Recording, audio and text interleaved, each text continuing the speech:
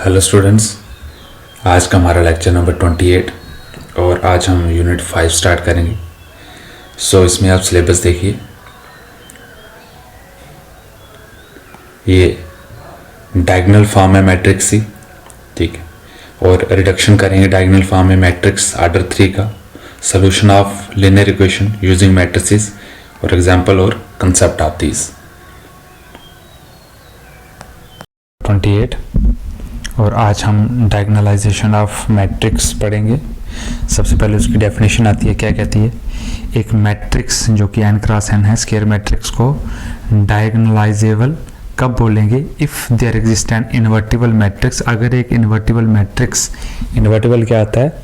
इसका inverse exist कर जाता है। तो ये P सच दैट कि हम उस A को P इनवर्स से ऑपरेट करेंगे, फिर P से ऑपरेट करेंगे, तो वो एक डायगोनल मैट्रिक्स बननी चाहिए। डायगोनल मैट्रिक्स क्या होती है? जिसके सिर्फ डायगोनल पे एलिमेंट्स होते हैं, बाकी सब 0 0 0, ये सब 0 0 होते हैं, सिर्फ यहाँ पे एलिमेंट होंगे डायगोनल पे, ठीक है। तो ऐसी मैट्रिक्स को हम डायगोनलाइजेबल मैट्रिक्स बोलेंगे। अगर एक कोई, वो कौन सी मैट्रिक्स होगी? जो P होगी उसको हम निकालेंगे, लेकिन एक ऐसी P मैट्रिक्स ज़रूर एग्जिस्ट करनी चाहिए कि अगर हम P इनवर्स AP करें तो वो एक डायगोनल मैट्रिक्स बनेगी।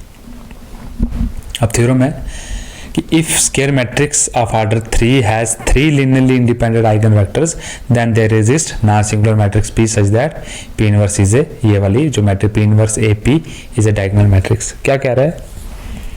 एक स्केयर मैट्रिक्स, हम 3 के लिए कर रहे हैं, ये n क्रॉस n के लिए, इसको जनरलाइज कर सकते हैं, ठीक है ना, लेकिन 3 के लिए कर रहे हैं। तो 3 linearly independent eigenvectors होंगे, ठीक है ना, और then there exist matrix P such that. अब ये P मैट्रिक्स कौन सी होगी आपको मालूम चलेगा, ये इसी आइगन वेक्टर से बनेगी। देखिए एक मैट्रिक्स होती है, उसकी हम आइगन वैल्यूज निकालते हैं, आइगन वैल्यू से आइगन वेक्टर निकालते हैं। अब ये आइगन वेक्टर से दोबारा एक मैट्रिक्स बनाएंगे और उस मैट्रिक्स को नाम दे देंगे P। अब यहाँ तक पहुँच चुका है, ठीक है। देखिए लेट λ1 λ2 λ3 भी eigen values of A matrix है, एंड x1 x2 x3 आपको मालूम है आइगन वेक्टर कैसे लेते थे, with the corresponding eigen vectors. अगर λ1 आइगन वैल्यू है ए है तो ये कंडीशन देखिए, ये सारी कंडीशन सेटिस्फाई करेगी, ठीक है। और p क्या हो जाएगा? यहाँ पे p को देखना है कि हम जो आइगन वेक्टर ले रहे हैं वो x1 x2 x3 ये कॉलम्स की फॉर्म में लिखे जाएंगे। ये हो गया फर्स्ट आइगन वेक्टर, ये हो गया सेकंड आइगन वेक्टर, ये हो गया थर्ड आइगन वेक्टर। तो इस तरीके से ये लिखे जाएंगे, ठीक है। और इसको देखिए कैसे लिखा, ये कॉलम की फॉर्म में, ये x1 हो गया, जो फर्स्ट था वो x1 था, ये सेकंड x2 था, ये थर्ड x3 हो गया, ठीक है ना। अब क्या करेंगे? देखिए अब मल्टीप्लिकेशन पे देख लीजिएगा कि अगर ये P था और इसको A से मल्टीप्लाई करेंगे P को, तो A बाहर रखा, अंदर ये P मैट्रिक्स है। और इसका कैसे हो जाएगा? देखिए A हर एक x1 के साथ, हर एक, देखिए जब आप मल्टीप्लाई करते हैं तो क्या होता है? रो कॉलम के साथ मल्टीप्लाई होता है। तो कॉलम क्या है? पूरा का पूरा x1।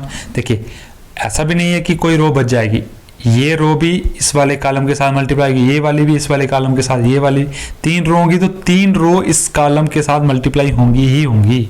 तो वही है, अगर तीनों रोज होंगी तो पूरा का पूरा वो ए मैट्रिक्स नहीं हो गया, ठीक है। तो पूरा का पूरा ए मैट्रिक्स x1 के साथ भी होगा, वैसे ही बता रहा हूँ। ये सेकंड कॉलम होगा, उसके साथ भी फर्स्ट रो मल्टीप्लाई होगी, उसके साथ सेकंड रो भी मल्टीप्लाई होगी, उसके साथ थर्ड रो भी मल्टीप्लाई होगी। इसका मतलब पूरा का पूरा ए जो है वो x2 के साथ भी होगा और वैसे ये होगा। लेकिन ए x1 किसके बराबर है? यहाँ पे देखो ए x1 λ1 इसके बराबर है, λ1 स्केलर है, ऐसे ही ये इसके बराबर हो गया और ये वाला इसके बराबर हो गया, ठीक है। और यहाँ पे क्या है, जब आप देखिए इसका मतलब क्या है, इसका मतलब x1 का मतलब तो ये वाला हो गया, x2 का मतलब तो ये हो गया, x3 का मतलब ये हो गया, ठीक है। अब λ1 λ2 अगर आप इसको मल्टीप्लाई करेंगे इसके साथ तो ऐसा ही मैट्रिक्स बनेगा, आप करके देख लीजिएगा। और ये क्या है? ये मैट्रिक्स तो P मैट्रिक्स थी, ये वाली मैट्रिक्स तो D मैट्रिक्स थी, तो ठीक है ये हो गया, ठीक है। तो ये कर दिया हमने, ठीक है। तो अब क्या है, ए पी किसके बराबर आ गया? P D के बराबर आ गया, ठीक है ना। तो this implies A P is equal to P D, और पी अगर इन्वर्टिबल था तो उसका इन्वर्स भी एग्जिस्ट कर जाएगा। तो इसमें अगर किसी को डाउट है तो वो ये स्टेप कर सकता है। तो ये P inverse A P is equal to P inverse P D, तो this implies P inverse A P is equal to P inverse और पी इकट्ठे होकर आई बन गया और डी, और आइडेंटिटी मैट्रिक्स किसी के साथ भी सेल्फ बनाती है A P is equal to D. तो किसी को अगर स्टेप ज़्यादा करने हैं तो ये इसके बाद ये स्टेप, फिर ये स्टेप, फिर ये स्टेप, और उसके बाद ये स्टेप आ ही जाएगा। ठीक है, ये तो लिख दिया ये वाला। ठीक है, तो यही प्रूफ करना था। अब यहाँ पे देखने वाली और समझने वाली बात क्या है कि जो हम डायगोनल मैट्रिक्स बनाने के लिए मैट्रिक्स लेते हैं वो कौन सी थी, वो पी मैट्रिक्स थी, x1 x2 और x3 से मिलकर बनती थी, वो थी ये x1 x2 x3 थी। क्या थे ये आइगन वेक्टर्स जो थे आए थे, उनके कॉलम बनाए थे, करस्पॉन्डिंग आइगन वेक्टर के कॉलम बनाए थे। तो ये था हमारे पास। ठीक है, चलिए नेक्स्ट देखते हैं। तो necessary and sufficient condition that a matrix of order n over field is diagonalizable is that the matrix had n linearly independent eigenvectors। अभी हमने क्या देखा, ठीक है ना, अभी हमने 3 linearly independent eigenvector लिए और उनसे जो बनाया उससे डायगोनल मतलब मालूम चल गया कि जो मैट्रिक्स है वो मतलब P inverse AP diagonal matrix बनाती है। और अब क्या बोल रहा है, नेसेसरी एंड सफिशिएंट कंडीशन, मतलब if and only if necessary एक मैट्रिक्स को अगर डायगोनलाइजेबल होना है तो उसके पास n linearly independent eigen vector होने ही चाहिए। ठीक है ना, अगर उसके पास देखिए अगर कोई मैट्रिक्स है उसकी आइगन वैल्यूज हैं और उसके जो आइगन वेक्टर्स हैं वो अगर लीनियरली इंडिपेंडेंट नहीं हुए तो ये डायगोनलाइजेबल नहीं बनेगी। ठीक है, इसका मतलब उसको डायगोनल के रूप में हम नहीं लिख सकते। ठीक है ना, ये शर्त रख दी उसने, नेसेसरी सफिशिएंट कंडीशन रख दी। ठीक है ना, तो सपोज कर let A be a n cross n matrix, firstly suppose that A is diagonalizable. ठीक है ना, अगर डायगोनलाइजेबल है तो ए सिमिलर टू, देखिए इसी को बोलते हैं A is equal to P inverse A P. तो इसका मतलब होता है A similar to, similarity of matrix क्या होती है, यही। ठीक है ना, तो सिमिलर टू हो गया डायगोनल मैट्रिक्स डी। ठीक है, इसी को बोलते हैं सिमिलर होना, इसी कंडीशन को बोलते हैं सिमिलर होना। ए अगर कोई एक matrix P inverse A P के बराबर आ जाए तो कोई मैट्रिक्स, इसको यहाँ पे तो डी है। ठीक है ना, तो D is equal to P inverse A P आ जाता है, तो A similar to matrix D. ठीक है ना, तो देयर एग्जिस्ट इन्वर्टेबल मैट्रिक्स, मालूम है भाई अगर सिमिलर है तो ये पी इनवर्स और पी एग्जिस्ट करेगा। तो देयर एग्जिस्ट है इन्वर्टेबल मैट्रिक्स पी और फील्ड एफ। हाँ ठीक है, जो हम वेक्टर्स लेते हैं वो फील्ड से लेते हैं, जो भी इसके जो आप x1 y1 z1 लिखते हैं वो फील्ड से आते हैं। ठीक है, तो over field F such that ये होगा, और यहाँ से क्या मालूम चलेगा, पी इनवर्स को दो बोथ साइड पी मल्टीप्लाई करेंगे तो A P is equal to P D आ जाएगा। ठीक है ना, ये स्टेप तो ठीक ही है। P inverse A P is equal to P D करेंगे तो पी इनवर्स आई हो जाएगा, A P is equal to P D हो गया। ठीक है, तो ये हो गया। So A P is equal to P D होने से क्या होगा, अगर लैम्डा 1 लैम्डा 2 लैम्डा एन ओ है, डायगोनल एलिमेंट्स होंगे एंट्रीज ऑफ टी, जो कि हमने यहाँ पे देखा कि डी क्या है, डायगोनल मैट्रिक्स है। और अगर इसकी देखो डायगोनल मैट्रिक्स होगी तो इसी फॉर्म में होगा, lambda 1 0 0 0 0 lambda 2 0 0 0 0 0 so on up to lambda n, यही होगा। तो are eigen values of D. ठीक है ना, तो कैसे होगा, because diagonal elements are eigen values of the diagonal matrix. ठीक है ना, तो अब डायगोनल मैट्रिक्स की एक खासियत क्या है, जो भी इसके डायगोनल पे एलिमेंट होते हैं वही इसकी आइगन वैल्यूज होते हैं।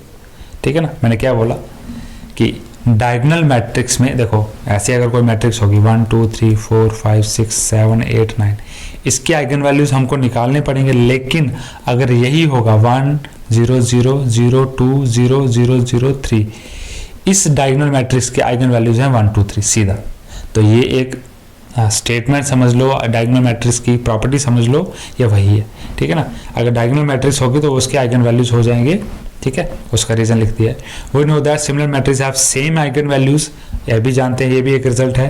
अगर मैट्रिक्स सिमिलर होंगी तो उनकी आइगन वैल्यूज सेम होंगी। Therefore eigen values of A R इतना, क्योंकि ए मैट्रिक्स जो है वो डी मैट्रिक्स के सिमिलर है यहाँ से। ठीक है, तो ये हो गया।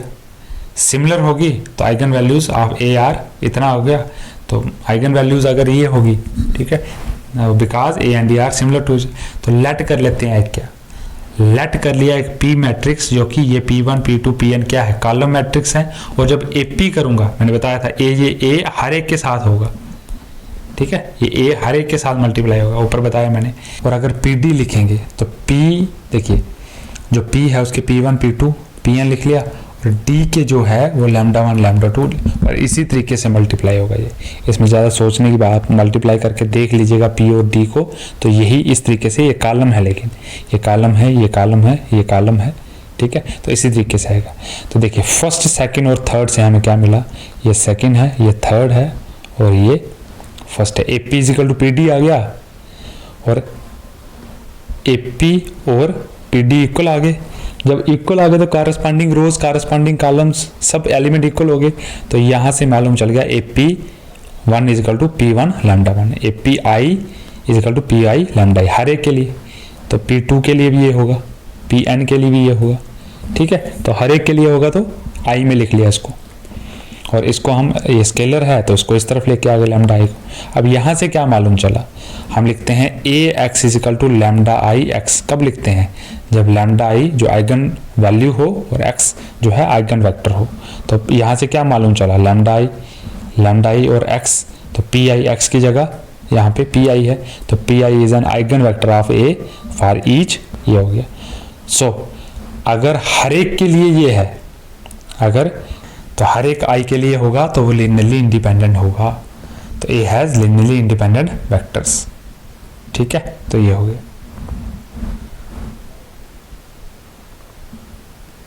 तो कन्वर्सली क्या आप सपोज कर लेते हैं, जो P1 P2 Pn है वो लिनियरली इंडिपेंडेंट आइगन वेक्टर्स हैं। तो अब क्या होगा, हमने सपोज कर लिया कि लिनियरली इंडिपेंडेंट है, तो क्या होगा, देयर एग्जिस्ट आइगन वेक्टर्स। अच्छा, आइगन वैल्यूज आना था यहाँ पे,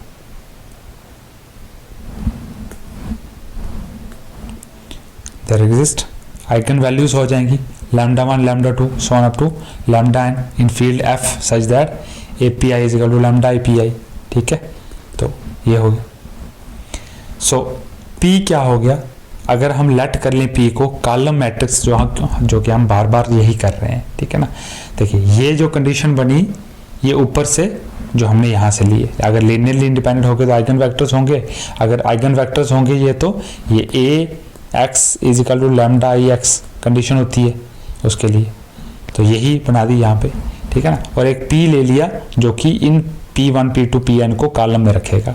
फ्रॉम फर्स्ट हमें क्या मिलता है, AP is equal to PD। मैंने अभी देखिए इसी को हमने क्या किया, इसी को उल्टा किया, यहाँ पे देखिए ये किया हमने, और इसका क्या मतलब था, इसका मतलब था API is equal to PI, ये देखिए इसका मतलब ये था, इसका मतलब ये था, ठीक है ना। अब रिवर्स कर लिया कि यहां से फ्रॉम फर्स्ट अगर ये कंडीशन है तो उससे ये कंडीशन निकल गई, ठीक है। तो यहाँ से क्या है, डी, अच्छा डी क्या है, डायगोनल मैट्रिक्स है, जो कि हम ऊपर कर चुके हैं, और वो किस तरीके से होता है, इस तरीके से होता है। तो यहाँ से क्या किया, इनवर्स मल्टीप्लाई किया, तो ये बन गया। तो इसका क्या मतलब, ऊपर बताया वो सिमिलर है, A similar to diagonal matrix, तो ए अगर डायगोनल मैट्रिक्स के सिमिलर आ गया तो वो डायगोनलाइजेबल हो जाएगी। तो आज के लिए इतना, थैंक यू ऑल।